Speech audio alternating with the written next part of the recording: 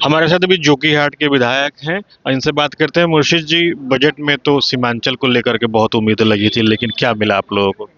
देखिए, सीमांचल के साथ सदियों से ना इंसाफी हुई है, अनदेखी हो रही थी और अभी भी हुआ है। हम लोग इस बजट से खुश नहीं हैं। सीमांचल का आप देख लिए, संजय सरावगी जैसा आदमी, फनेश्वर नाथ रेणु का, जो सीमांचल के धरती का इतिहासकार है, और जब मुख्यमंत्री जी जाते हैं तो बोलते हैं हम फनेश्वर नाथ के धरती पर आए हैं, उनका नाम लेते हैं, और यहाँ सदन में उनका नाम गायब हो जाता है।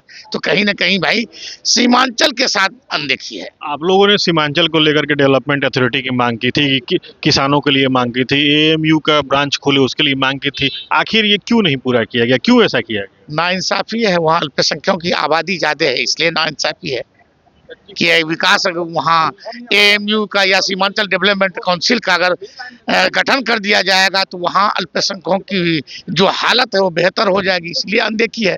हम लोग अल्पसंख्यक है तो कहीं ना कहीं हम लोगों के साथ बेहतर न्याय नहीं हो रहा।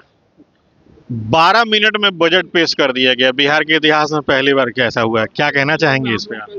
भाई बजट ही जिसका सरकार इतने बहुमत, प्रचंड बहुमत से आई, वो जो बोल लिया 12 मिनट की 5 मिनट में बोल लेते, वो बाद में फिर लाते, वो कहीं होता है ना, पूरा बजट वो कभी ले आएंगे, फिर होता है तो उनकी मर्जी है। हम लोग तो भाई विपक्ष में, उनकी तादाद इतनी कम है, हम लोग सभी मिला के विपक्ष में 41 आदमी हैं, एक ही राज्यसभा सांसद बना सकते हैं, इसलिए हम लोगों को ज्यादा इस सरकार से उम्मीद नहीं है। एक अंतिम सवाल रहेगा, आज आप लोग सदन में बिहार सरकार को कैसे घेरेंगे? देखिए, जहाँ घेरने वाली बात है तो हमारे माननीय जो अध्यक्ष हैं, बिहार प्रदेश अध्यक्ष अब्दुल इमान साहब अभी जा रहे हैं, हम लोग बुलाए हैं वो पहले ही, तो थोड़ा सा उससे बात विचार करके ही तभी ये बात बताएं।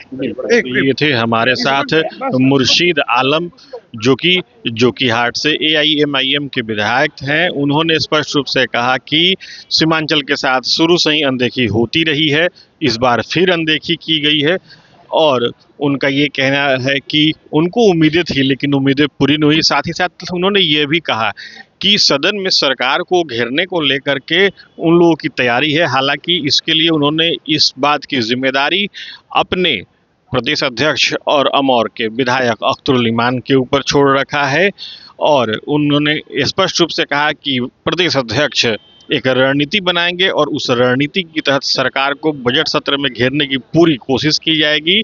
लेकिन कहीं ना कहीं टीस दिख रही थी कि सीमांचल के साथ इस बजट सत्र में फिर नाइंसाफी कर दी गई। हालांकि एआईएमआईएम को इस बात की उम्मीद थी कि सीमांचल के साथ कुछ बेहतर किया जाएगा। शहीद कुमार, टीवी 9 डिजिटल, पटना।